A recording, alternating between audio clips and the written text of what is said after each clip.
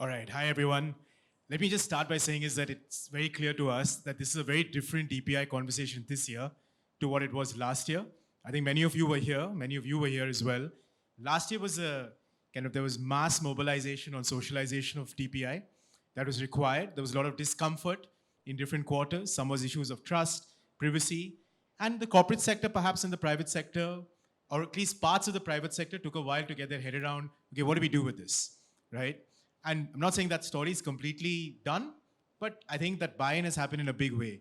Today, we are actually here to essentially try and discuss, I think what kind of Pramod started us off in, is how do we actually get this stuff out in a responsible way, in a safe way, to 50 countries or 100 countries, right? Now, there are global campaigns that are doing this already. So we've got a fantastic set of speakers here, and I'm going to kind of mix it up a little bit in terms of, keep it a little bit more Q&A if I can. But Paul, let me just start with you. I remember when you started brainstorming this idea, and then we started writing this paper, and I think it's very clear that the paper is written by 3 very different people who are trying to put thoughts back together. This presentation actually is the paper, right? But there's one question I have, and I'll get to the kind of the choices and how do we actually package this and so on. But the one thing that we learned yesterday, right, in 3-4 hours of closed door meetings with a range of others are 2 things.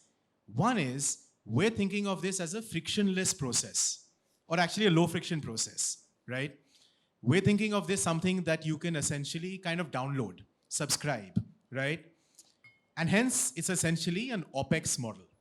But what we've learned for a lot of the countries here, so yesterday Salima said something, from a Sierra Leone perspective.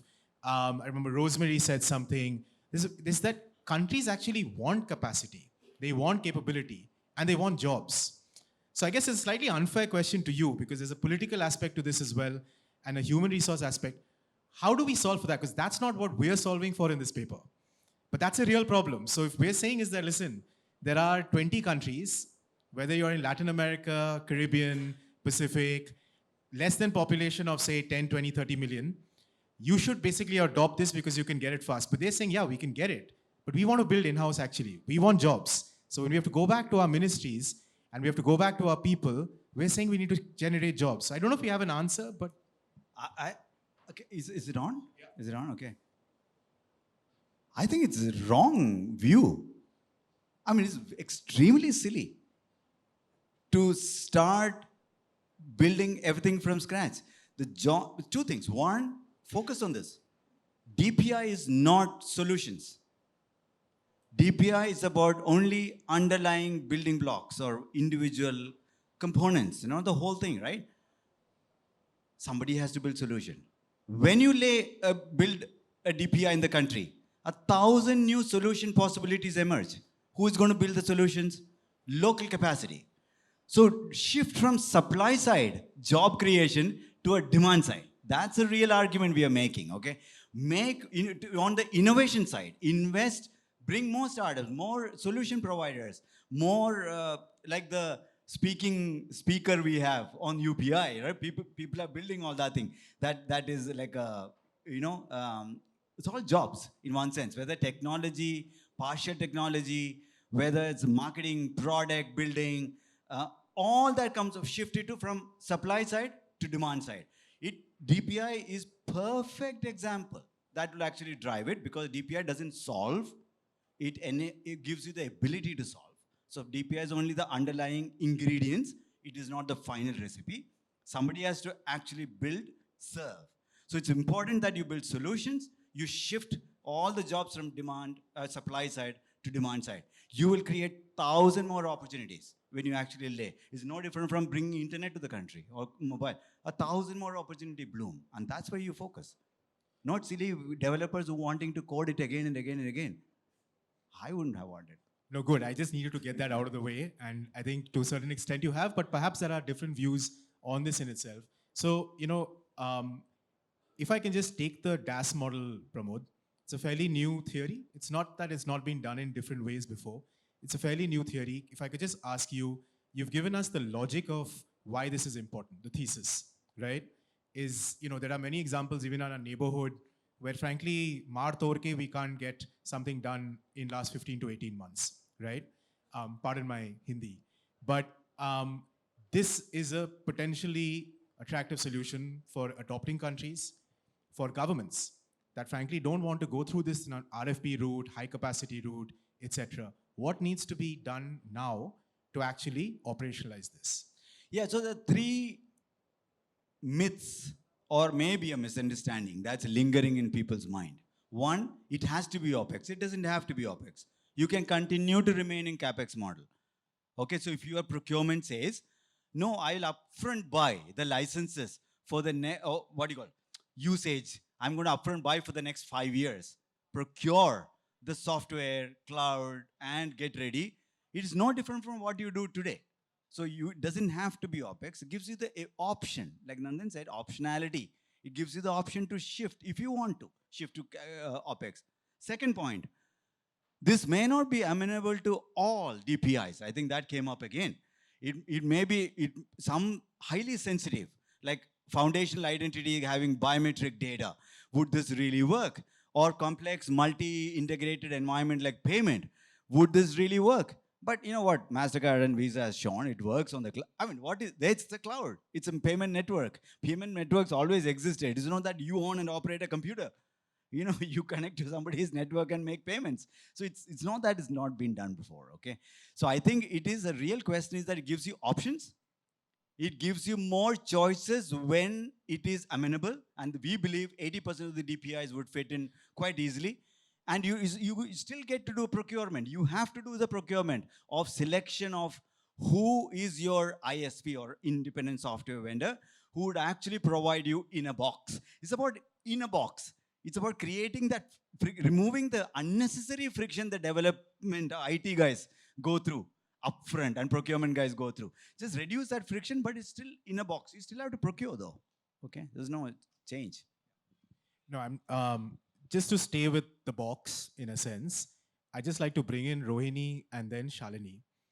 So there's a thesis for what goes inside of a box, but unpackaging that and rolling it out in variety of jurisdictions is clearly there's perhaps an incentive structure, but that's clearly the kind of mandate of private sector companies like yours. So one is, Rohini, if I could just ask you a broader question, is Microsoft seems to have largely now embraced the logic of DPI. You know, whether it's kind of Satya Nadella speaking in public, whether there's this kind of mobilization that we can do more with DPI, right? And frankly, that mobilization has kind of happened only in the last 15, 18 months, at least in a large public way, right? Could you just give us a sense of where companies like Microsoft, from your perspective today, see DPI? One. Two is, how do we take, say, the thesis here, put it in a box, and then unpackage it out? Is there some thinking that you guys are going through? Is there a process at play at the moment? Thanks for that question. Yeah, I think it's on now. Thanks for that question. Let me try a shorter answer first. I think from perspective of understanding the DPI approach, I think we've been on a journey.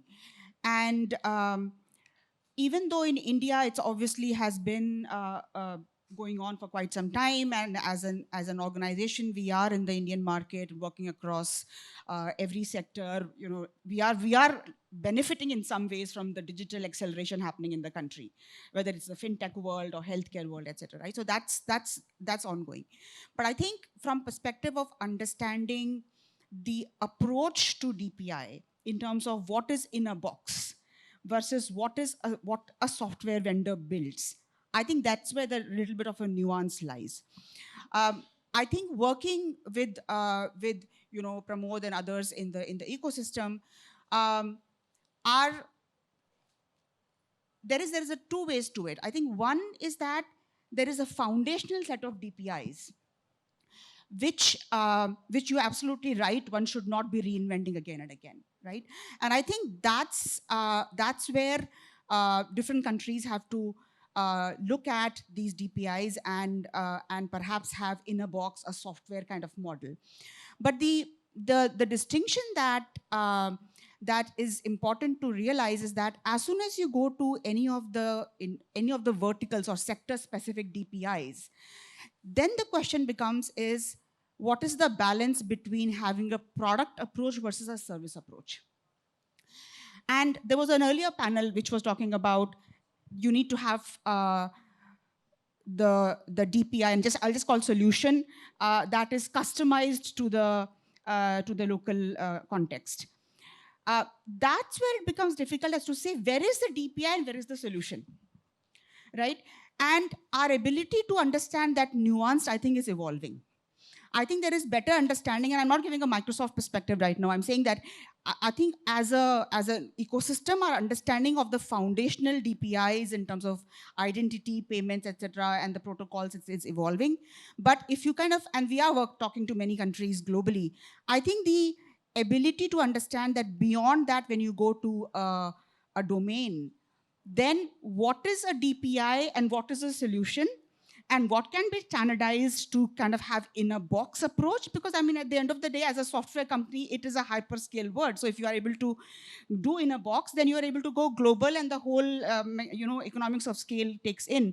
But I think that distinction of what is in a box versus what is needs to be customized, and then adding to the point that you were making earlier, as to where does the local economy, local startup ecosystem, talent, etc., gets a play in it to be able to both build as well as build on and build the DPIs and build on DPIs.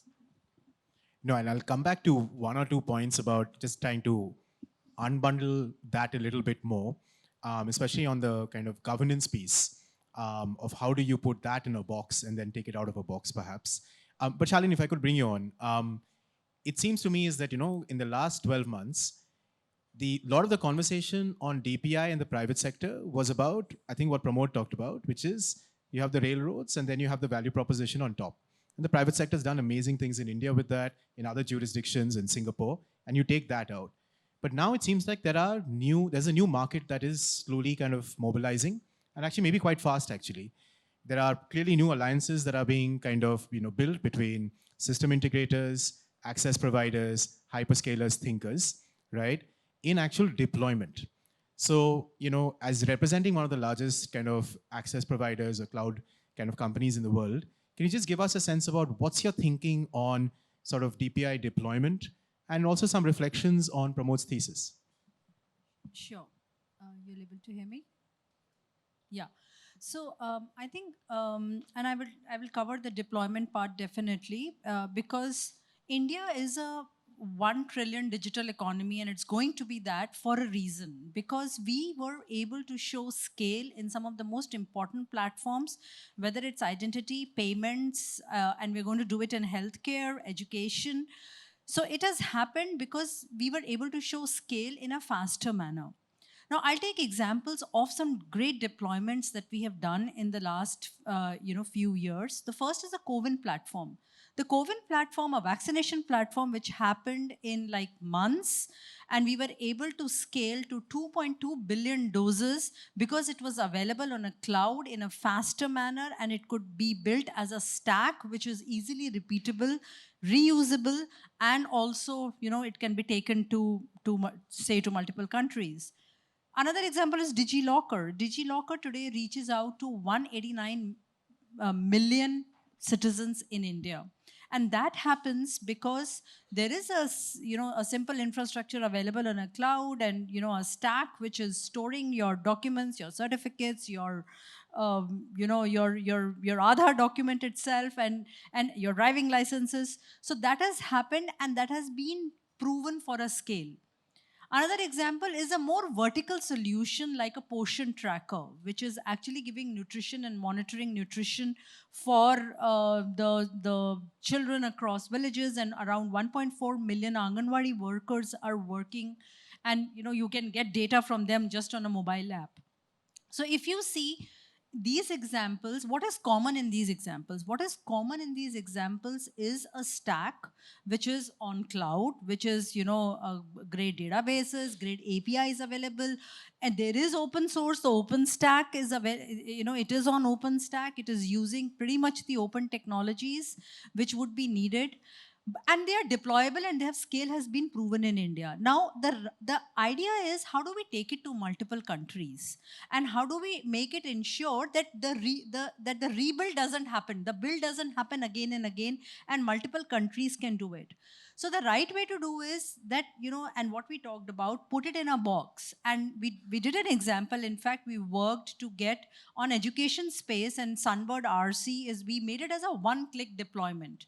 So any country which wants to take an education can take an authentication and an identity stack.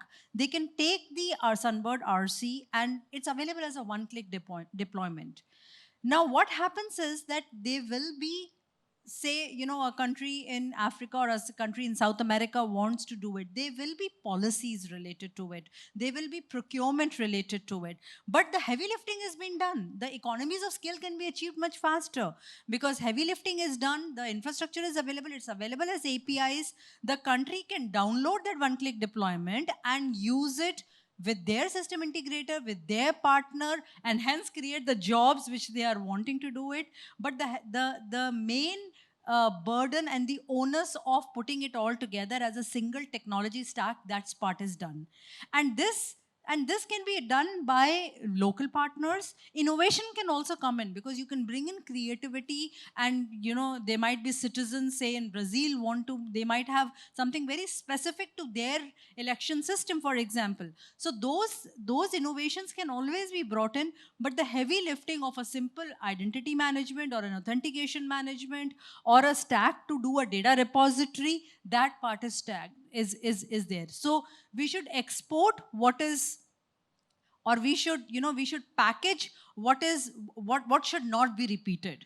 But we should definitely bring in the innovation and the procurement, and I'm sure every country has a different procurement cycle. What we have also done is we have made this available on our open government solutions library. And so it is available to all, but it also mentions cloud policies in every country. So the open government solutions library, it has cloud policies, say in Mexico, say in Brazil, say in New Zealand. So what happens is that the policies you have done, if any implement which has happened in open government can be available in that country, and that is available as a free shareable resource. Of course, the deployment is not free. The deployment is for the country and for their system integrators and those partners to make use of it. So that's how the deployment challenge can be solved. No, thanks, Shalini. And I'm going to go to Sopnendu, but perhaps for Rohini and Shalini, I'll perhaps come back with one set of questions. Is that for a lot of the countries that we talk to on an ongoing basis, right? Countries who are adopting, be it there in the Pacific, Caribbean, wherever. Two of the key questions that keep coming up is that we don't have a problem with DAS as a theory in itself. We don't have a problem with, or even different models of kind of building out. But data sovereignty, data security, that is still an absolute issue for us. And at the moment, we're not convinced. So if you could keep that in your pocket and I could come back to you. But something, if I could turn to you, is the Monetary Authority of Singapore has done tremendous work in actual deployment outside of Singapore. You've got a new project that you're exercising at the moment. And you're also an early starter, one of the first starters, in fact, on DPI. If I remember SingPass, the first iteration, if I'm not wrong, goes back to 2003, right? So could you just give us a little bit of a sense of, to recap for the audience and even otherwise, very quickly, Singapore's journey, and when did you reach that inflection point where you said, let's take it outside our borders? Well, thank you, Pramod. I think let me start with Pramod's statement. I want to support his view that there's no real the worry about job getting disrupted or not enough job getting created because you're taking a DPI stack from somewhere else is actually, there's no evidence to prove that way. I just want to get that out of the way. Because from Singapore's perspective, when we started, because as a smart city, as a smart country, DPI became part of our core thinking. That we got to build a national infrastructure, starts with identity, golden source data, then take it to the payment infrastructure, and so forth. So the journey has been for us way almost a decade now. But we started seeing some challenges when we started connecting our systems to other countries. And as an example, when we connected our payment system with Thailand, almost identical architecture, identical standards, same processes and policies. And we started discussing with Thailand, connecting our Pay Now, which is UPI equivalent to Thailand's PromptPay. It took us 3 years. Identical system, identical structure, almost similar ethos and cultural thinking about how we should go about DPI, public infrastructure, open innovation on top of that. 3 years. The issues were not with technology, it was a policy alignment. And very funny examples like the decision maker for money laundering checks was not within the central bank. It is sitting with the police, Ministry of Home Affairs. They don't care about all these things. The police will not care about inclusion. So you got to have this nuances in the country, and that start hitting you when you start connecting your systems, your policy stack with the other market. And it immediately shows that all the assumptions you have built in a system are completely going to be questioned when you take this stack to, when you take that box to the other country. So it took us 3 years to connect PromptPay and Pay Now. Then we came to India to connect with UPI. As India, we took, I think, close to a year. Again, with IndiaStack and Singapore payment stack was almost close in terms of tech construct. It still took us a year.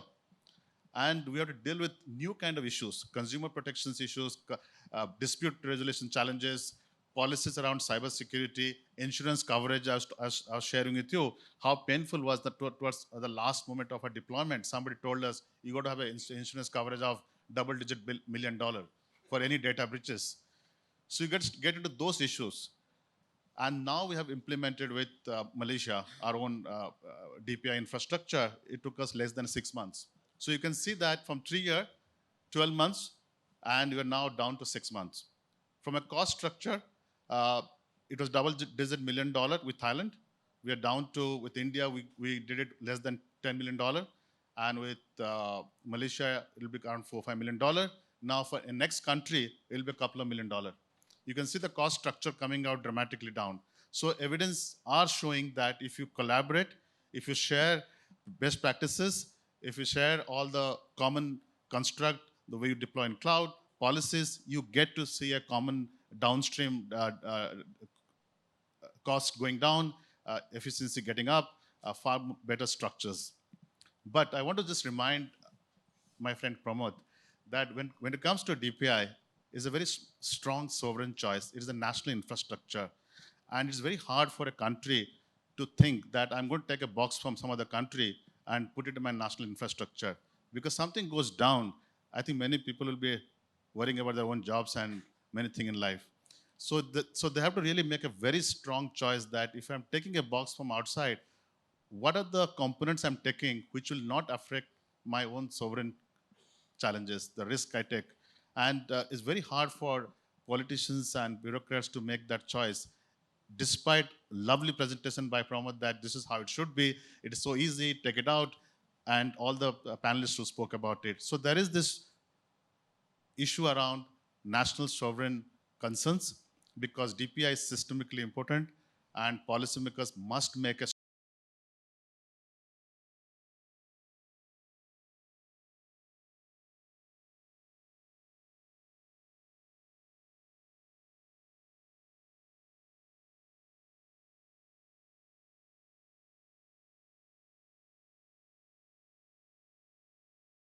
deployment in a foreign country. Okay, I'm going to bring in Jonathan in a bit because I know he has a lot to say and he's been nodding his head vigorously. But before that, if I could just turn to Vivek on a couple of the threads and the points that have been raised over here. So I think Sopnendu makes a really important point about sort of companies, deployability, boxes being unpacked, and a critical question of sovereignty, right? And I was just wondering, Salesforce has been doing a lot of thinking around DPI. I think you've got some kind of a, committee group, you've really mobilized. How does it's not for Salesforce to necessarily answer these questions, but these are questions that will need to be answered by private sector as much as by designers and architects if we're going to move this deployment journey further, right? We're going to have to create that comfort. So I guess a broader question, Vivek, is can we create that comfort? Or do we perhaps need to make serious choices like what Sopnendu is saying, where he's saying is that, listen, you can't go down the box route, right? Or the Gmail route, for instance. If you're kind of thinking about a world, which we are, which is in next 2, 3, or 4 years, that this is downloadable or subscribable, you're going to come up against politics in different ways. And second, if you could just give us a sense about, large company like Salesforce, for instance, what are the opportunities that you see? So you've got sort of two legs. So one is the challenges, one is the opportunities. But, thank you for that. Thank you for that, Rudra. And first of all, I just want to pick up again what Pramod said, that we should not build, we should buy. It's good for our company. Completely support that. No, but on a serious note, I think the approach that you outlined as DPI thinking, I think has worked, especially in large-scale environments, very well, because when you have well-tested components and you allow an innovation ecosystem to evolve around it, it's worked. It's driven a demand for our products, and it's driven demand for our ecosystem as well. So there's a sort of a virtuous cycle that gets created, and the system sort of grows organically very quickly. But just to take on what Sopnendu mentioned, how a country should be thinking, and maybe for India and Singapore, I think that's a very feasible way of thinking, that we can probably build our own local construct, maybe borrow a few DPGs. But when you go down to countries which have smaller populations, maybe not with as much capacity or resources, I think that's a very serious problem then, right? Many countries have a team of 10, 5 people who understand DPI in its entirety, probably have no capacity to deploy it. And I think when they start thinking about digitizing, then for them it is either you buy pre-packaged solutions from vendors, or you start going down the DPI route, but then you don't know how to do it because you have no other available means to do it. So this is where the DPI as a service model can really come in. But to come to your point, I think it's a real question. I've been in the government for some time, so I can understand the pain and the hesitancy that you want to, you want to do your own thing, because the skin on your back is going to be a little safer when you start doing your own thing. But then I would ask you to, urge you to think as an official, would you want to go with something that's tested across several countries, right? And has that kind of resilience. And suppose one box doesn't work, can you quickly swap it for another box? And have that innovation ecosystem built across the private sector community that we have on the desk and on the dais and probably in the audience, that let's say, if God forbid Salesforce doesn't work out for you, you can quickly move to a Microsoft or an AWS, and you're assured that it's the same architecture or similar architecture because it is literally built on the same rails or thinking. But and to come to your second question is, what are the opportunities that we are seeing? So first of all, we've been operating on two edges. One is for our customers, that is B2B2C, and especially at that second leg of B2C edge, we are seeing that a lot of consumers are demanding from their vendors or companies, where is the DPI linkage, right? And that forces us to start thinking about how to bring in DPI linkage to our products. Works well for us because our products are modular, but it also is, we are seeing that it's forcing a lot of other companies to think, okay, we need to start thinking about it. And there are several customers on our doorstep saying, why haven't we already started talking or thinking about DPI products? But also, sort of taking another step back as a SaaS company, I find the idea of DPI as a service very appealing, right? I think we also work at the edge of GovTech. We serve several governments across the globe, especially in benefits delivery or citizen engagement. One of the things that we observed from the pandemic, one of the things that we got to understand is trust is directly proportional to how much you digitize. And that's because more digitization leads to more resiliency, more relevance, more efficiency, less cost. And also, the citizens are demanding more personalization.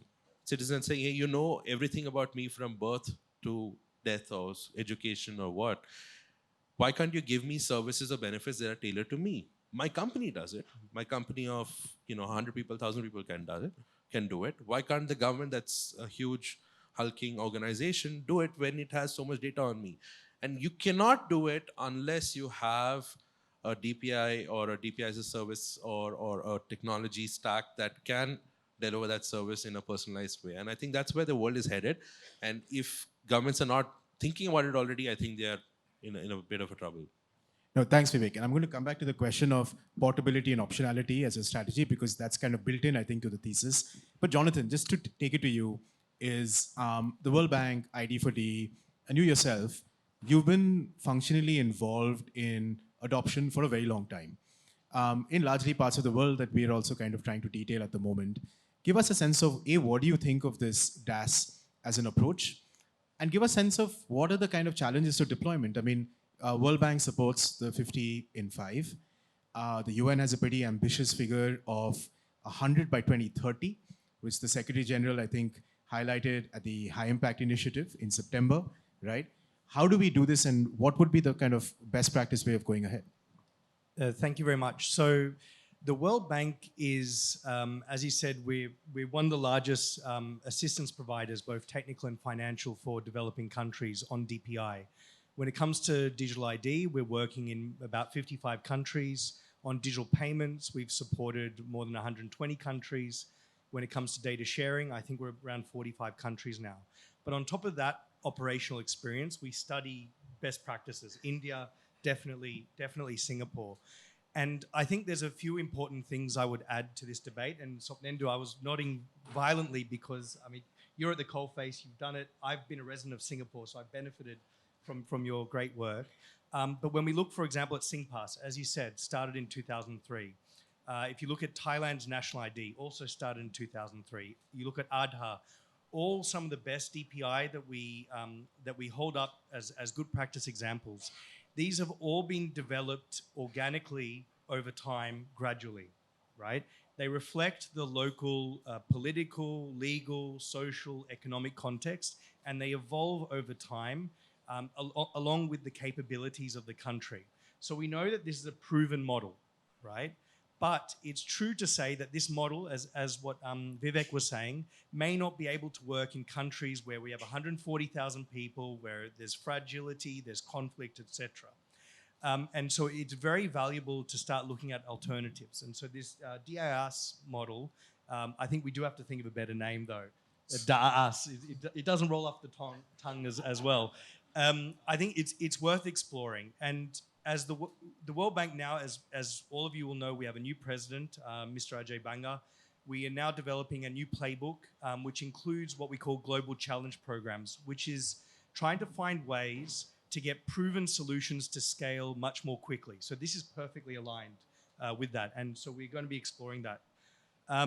But I want to highlight what I'm going to call the 5 S's, right? And I cheated a bit when I was writing this down. First, as Sopnendu said, sovereignty and security. As technologists, Pramod will come up and he'll say, it doesn't matter if the system is running on a server in Singapore for let's say for Samoa or Tonga or whatever. You can still have control and secure and top-notch security, but that doesn't matter politically.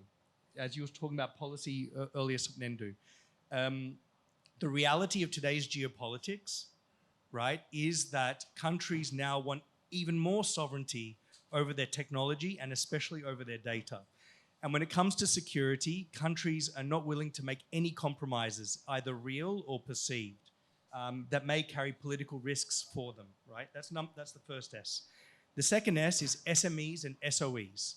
Countries want to use big projects like DPI projects to build their local capabilities and their local industry. SMEs in particular. So I am now based in Indonesia. Indonesia has local content requirements, for example, right? And this is increasingly, unfortunately, we're reversing globalization. This is becoming a bit of a norm. It's unfortunate, but this is the reality. Third is, and this is where I cheated, sorry, civil servants. Civil servants are the ones who ultimately have to make and execute these decisions, and they have very little incentives to take risks, right? They're not paid enough. Maybe in Singapore they are, but in most other countries they're not paid enough. They're not given opportunities to fail, and that's one of the things that I loved about what I learned about how Singapore's evolved its DPI, is that the government understands, for example, that GovTech agency can and may take risks, and they may fail. Right? But in countries where we work, failure is not an option, unfortunately. The fourth S is silly procurement rules. Again, I'm cheating here. The procurement rules, and certainly the bank is at least partly to blame here. Procurement rules are designed for acquiring things where we know what the end outcome is, not for processes, which is what software is. We evolve our requirements over time, right? Things like change requests are an absolute nightmare in many of the countries where I work. The fifth and another cheat is simply adaptable. What I mean here is during the COVID pandemic, countries had to adapt their DPI, scale them up, add data fields, all those kind of things. And in some cases, countries were locked in with vendors. I'm sorry to say, some countries where I work, for example, were asked for six-figure sums in US dollars just to add data fields from large tech companies. None of the three here, but just to highlight that example. And countries are sick of being stuck in those situations. And so they do want to have more control. This comes back to sovereignty. And so in order to address these issues, I don't want to dissuade us from pursuing this path because I think it's worth. We need to find ways to navigate these issues, but it comes back to the underlying policy environment, as what Sopnendu was saying, right? Data sovereignty, data localization. For example, so I'm here with two hyperscale cloud providers.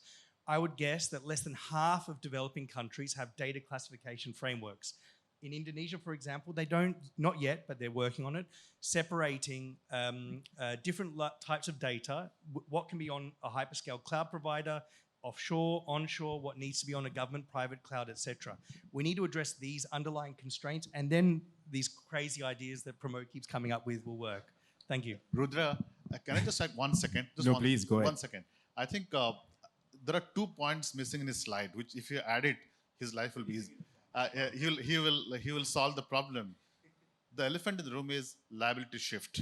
Why MasterCard, Visa were successful? They took the liability on themselves when they built the EMB security model. I think he has to put the liability shift in his model that if you take the box, I take the liability. Okay? Second is the dispute resolution. But that's very contentious because there's a legal framework, there is an arbitration which happens. If you are deploying this box in multiple countries, you got to get a country like Singapore to do dispute resolution. I'm not pitching for Singapore, but to have this understanding, these small countries can get the legal dispute settled in a neutral environment. I think getting that legal framework for dispute resolution and liability shift is the elephant in the room. If you fix it, he has got a magic box. I'm going to come back to you, Pramod, but before that, I should just say is that we'll have a little bit of time for questions, and I'm looking at our GTS ambassadors from the neighborhood. I'm going to call on you. So if you've got questions, please come up to the mic, get ready, and I'll come back in a few minutes. But Pramod, it seems to me that the delta is, it's a good idea. If we're thinking about rapid deployment, this seems to be the pathway. But the nut is trust, right? Now, liability is a part of trust. Dispute resolution is how do you solve for mistrust, right? And then, of course, around this is the kind of governance piece. And perhaps that's something in general we need to think about more clearly. But do you think from your perspective that there are certain solutions? So Rahul has got a very clear idea that there are certain solutions which can be built into the code, right? Which doesn't necessarily need an enforcement from the outside. But how do you respond to some of the criticism here? They're not criticism at all, actually. Feedback. Brilliant feedback. Actually, so, I think we have been there. I was never representing private company. I was procuring in Aadhaar, everywhere, right? When we went through, I was part of the procurement. I was part of the government. So we've been there, and these questions and concerns are immensely important. Jonathan, you cheated like crazy. I think 3 or 4 of them out of the you. Okay, but nice ones though. They're very nicely done. Okay. So a few clarifications. So sovereignty point of view, so it's not, think of this as sovereignty of intellectual property. That means the code that runs my DPI, who owns it, how do I control? So that's where our suggestion of open source. DPI, you cannot use non-open source components, so you have to make sure that DPI, or you build yourself. Either way, you build yourself so that you're in control. You're not procuring a private product. That's not the point. The proposal here is not to buy a private product. The DPI ought to be open, and projects like World Bank, for example, supports MOSIP, classic example of an identity project that has gone through the first wave. Now we can go through hosted wave and make it easier and easier and easier. No big deal. It's a journey that we'll go through. Second, data. I know Jonathan pointed about data. So you can ask this question, countries should ask this question. Do I have the hosting capability internally? If I have, you should. Does not necessitate public cloud. So the architecture I propose here, what it means is that it's cloud native architecture. That means you can completely deploy this in your own data center if you have capability, or if you have capability to trust an independent, neutral country like Singapore and say, I'm actually comfortable being Singapore for first 6 months or 1 year while I build something, and then so that I don't have to wait. Alternate is that I don't have any capacity, I don't have data center, but I don't trust anyone. That's a death nail, right? You're not doing anything. It's an inaction. Inaction is not an excuse. So I think it's very, very important that we understand that. Localization is almost always at the solutioning layer. So it's important to understand that as well. So when an actual payment solution or healthcare solution, education gets rolled out, it's extremely contextual. Workflows, the user interface, the language, the notions of what means to the end user, all that is contextual. But most of the time that you see, and this goes back to Rohini's point, what is the DPI that is reusable and context insensitive, that is reasonably reusable, versus what is highly context sensitive, that needs to be built by the country, by the local ecosystem, which is the demand side ecosystem. Then a couple of more points I would end with. It's not black box versus white box. So remember, it's a white box argument. It's not a black box argument we are making. We are simply saying there exist these white boxes that you control fully, but you don't have to start from doing the whole box by yourself. It's sort of available to buy or available to consume. And most importantly, end with this mental model. This proposal is never the solution for everything. It's a necessary condition, not sufficient. To roll out a DPI, it's necessary to compress the time taken and the cost that is involved in rolling out to the first citizen. We are compressing that cycle while retaining sovereignty, IP ownership, data ownership, and management control of the cloud. How much can we package and reduce the friction is the navigation. But brilliant feedback. These are all exactly the antennas that would go up, and we ought to address them. No question about it. I'm just going to So bring I have a one point second. on I think this. I think we're fighting for the Yeah. mic. So we're going to bring Rohini, Shalini in. But I want to bring Kamya in. I just saw that she's in the audience. But one question is, when we started detailing this, it was essentially for countries where we thought the high capacity investment would be difficult, right? That was the original thesis, that if you're looking at countries of 5 million and less, for instance, looking at countries of 25,000 people and less, for instance, right? Where, frankly, that capacity is very difficult to do.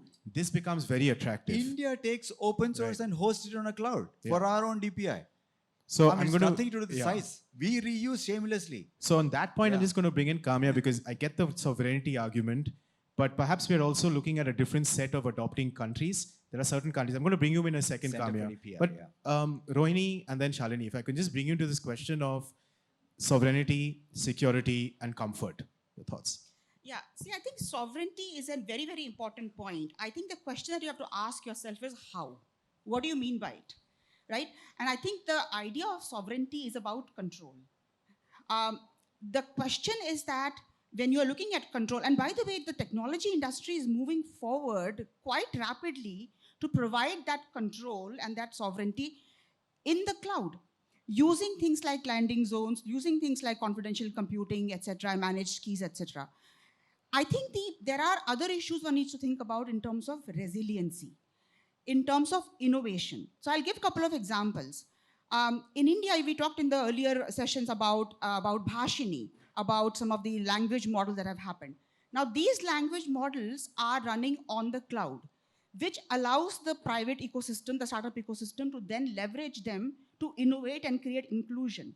So if you thought only from one lens, you may not get the whole benefit of creating the DPIs. That was the first point of creating them in the first place. Another example, with AI that is coming up, you have to think AI first. And one of the chatbots, which is earlier been alluded to, also called Jugalbandi, it's actually using Bhashini language models with OpenAI, with the PM Kisan Yojana corpus, that is able to get a farmer to interrogate or work with with what is the person eligible for in his or her native language. Now, this is now a trade-off between thinking of, I'm not putting the word sovereignty down, but control versus innovation. So you have to find that right balance between thinking about sovereignty in a way that you are also able to unleash the private sector innovation as well as innovation with AI that is only going to expand. If I can ask Shalini to come on this. Yeah. So I think the DPI has to be sovereign by design.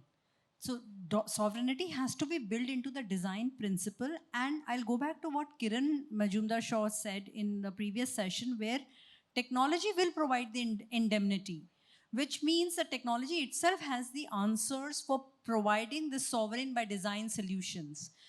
Now, I'll give some examples. Like in cloud today, it is possible to give the exact encryption keys in the hands of the customers so that they control their data and they have access to their data and they know what they have to do. I'll give another example of, like, we were working with Kerala, and Kerala, Keltron is the nodal agency, and they said, we want data to be in our premises. We don't want it to be leave our premises. So we were able to give them Outpost, which is a solution which actually kept the data to themselves, because that's how they wanted, that was their definition of sovereignty. And the definition of sovereignty, I'll bring in Sopnendu, the Singapore example. Singapore came to us and they said that they want to work on a dedicated local zone. So we were able to create a dedicated local zone, a DLZ, which has Singapore government sovereignty requirements met based on them. So the definition of sovereignty changes. It could be different for Kerala, it could be different for Singapore, but if you have sovereignty as included as a design principle into DPI itself, technology will make it happen and it can be enabled. No, I think that makes a lot of sense. I think also it seems to me is that we need, as Sopnendu said, as much as we're kind of socializing this among this very elite community, frankly, right? There's a lot of socialization required among regulators, policymakers. I think that's the part that Kiran was making. If they get this, if they're comfortable with different categories within cloud, for instance, if they understand the tech, perhaps there'll be a little bit more comfort. But Jonathan, you had two fingers? Yes, I just want to very quickly react on three things. First, why we see the potential of DIRs is because of what Pramod said, is to get started. Too often governments try to do everything in one go, in one big project. So I think that's very important. Second point I wanted to say is just, one of the innovations that we're looking at for small countries, particularly small island countries, is the concept of data embassies. All the technology for sovereignty is there, as was described, but legally, we need to also look at the legal frameworks, like what Estonia has, I think, with Luxembourg. We need to look at that, but for developing countries. The third point, though, just to bring us all down to earth, both of these two big companies sitting left and right of me, they require credit cards. And there's one country where I have a project. They cannot acquire the services because they do not have a corporate credit card for the government agency, right? So just to bring us back down to earth. Thank you. Okay, thanks. I'm keeping an eye on the clock. I do want to bring in one very quick perspective, and I'm going to come back to each of you to just give me two things. One, what do you genuinely see as the next opportunity for DPI beyond DAS? So if you were sitting here 4 years from now or 5 years from now, right, would we think about DPI as something that's just baked into our logic across the world? And if for that, what would we require, right? And actually that hits at the core of a lot of these campaigns, right? 50 and 5, etc. And just before that, I just want to get a very quick perspective from Kamya. I'm afraid I won't have time for questions because I'm looking at the ticker. You know, Kamya, as part of the Center for DPI, you, Pramod, and others are constantly engaging with countries. The question of sovereignty keeps coming up, right? But for countries which are of a population of less than 10, 5 million, 1 million, for instance, the other day we dealt with a country with a population of 19,000. 19,000. They basically said, don't bring delegations to us. We don't have the capacity, right? How prudent and potent is the sovereignty questions as hard-shelled in this conversation? See, one first point to make is that all these countries, all their government works on email. Email is based on SMTP as an open protocol. The data is running through either Microsoft Office or Google, depending on what they have. So if you're okay with all your proprietary policy decisions and strategies in this context, why would you not be okay with the issuance of a digitally signed QR code for some school leaving certificate as part of a DPI? So conceptually, I think there's just a mental model block that there exists. On the small island nations point, I mean, we've worked with over 20 countries so far, from small to big. You know, Nandan says this very well, that regardless of if you have a small country or a large country, it's the same amount of effort, right? And the more we can do to get countries off the ground to at least have a pilot live as soon as they can to see the results so they don't miss the policy window. That's what we keep encouraging countries, and we have at least 10 that would, I would say, sign up to this, you know, in the next 2-3 months in partnership with folks like the World Bank who've been working closely with small island nations as well. No, thanks. I think that's a really important point on mind shifts and where countries are. I'd hesitate to say even very large countries, and I'm thinking of one in particular, often use Gmail. I don't know which country that is, but they often use Gmail to correspond, which has all sorts of other. Okay, so just very quickly, if you just give us a sense, look forward. There's a lot of work going on DPI, a lot of mobilization. If you're sitting here at the 15th edition or say the 13th edition of GTS, what does the DPI universe look like from your vantage point? Maybe I could just start, Vivek, and Vivek, maybe you can give you a little bit more time also to reflect on any of the other discussions here. No, thank you for that, Rudra. So I'm actually quite intrigued on the discussion, and I think we've had similar situations on sovereignty and the definition of what ownership and location is, and completely agree. I think it's a mental block, and I think the only way is to chip it slowly, one by one, deploy it in small pilots. And it's not just a country problem. There are large customers who have the same issue. You know, we see it in when we deploy AI as well. I think over time we will get comfortable with how we do things, and you know, by osmosis we should get there. But future of DPI, you know, Nandan's vision yesterday, I think that's one possibility. Another vision is, you know, we evolve to a point where every country have their own set of DPI. We have a common set of standards. We are able to communicate through DPI. Let's say we exchange identity information. Payments across countries is not through just one single network, but it's multiple to multiple connections across the world. You have data exchanges going on. You've got open health systems that span across countries, across regions. I think that's the way we should be thinking. I don't know if you will ever get there or how long it will take, but I hope that's the way it will be. Thanks. And if I could move to the other end, Sopnendu, your sense of what you see as the near future, you're already making strides in Asia. Yes. Are we looking at one big common network there? Yeah, I think we started a project with BIS called Project Nexus, which is creating the design template for multi-country shareable infrastructure. I'll just add two things to your question. That one question to Pramod is that why can't we separate the code and rest of the framework, processes, design thinking as two different buckets? Give it to the country, let them run with this process.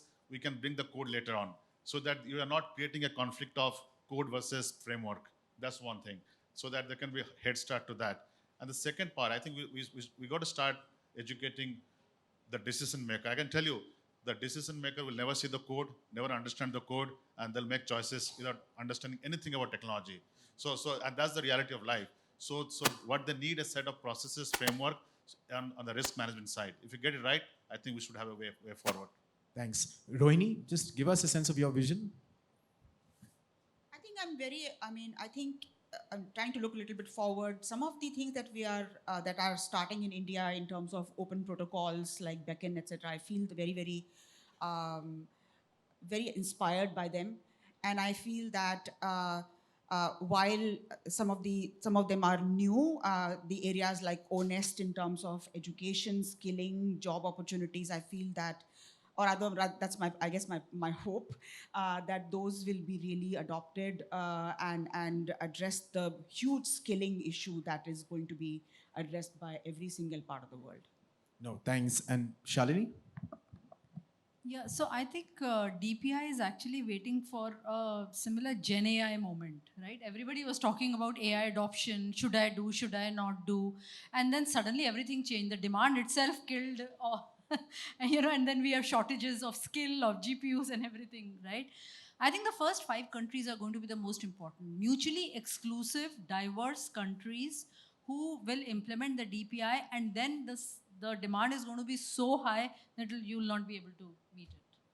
Jonathan, any pearls from you? Yes. So first, we're very excited about decentralized technologies, and I don't mean blockchain. I want to make that don't necessarily mean blockchain, to make that very clear. Decentralized identity, verifiable credentials is a very exciting emerging technology that a lot of developing countries are now looking to leapfrog. That's number one. Number two, I'm going to cheat again. Developing countries adopting good practices. Cloud is one. We're very supportive of cloud. It has a lot of benefits. Second, human-centered design, user experience, those kind of things. Those are often not at the center of a lot of projects, but we're trying to change that. And third is a real focus on inclusivity. We've got to be very careful. If we go all digital or too quickly, we're going to leave out a lot of people. Thank you. All right. And Pramod, is just a yes, no from you. 5 years from now, can we have a jurisdiction, one country that's using payments on PIX, SingPass, and DigiLocker all at the same time? And which one? All. But okay, you need to give me 1 minute. Okay. You have literally 30 seconds. 30 seconds. 20 seconds. Okay. So I wish to see this. Actually, we have dramatically reduced in 5 years, dramatically reduced the friction by addressing these core political, technology, capacity, procurement issues. We are dramatically reduced. Countries shouldn't be going through this pain to roll out the DPI. So the citizens need it.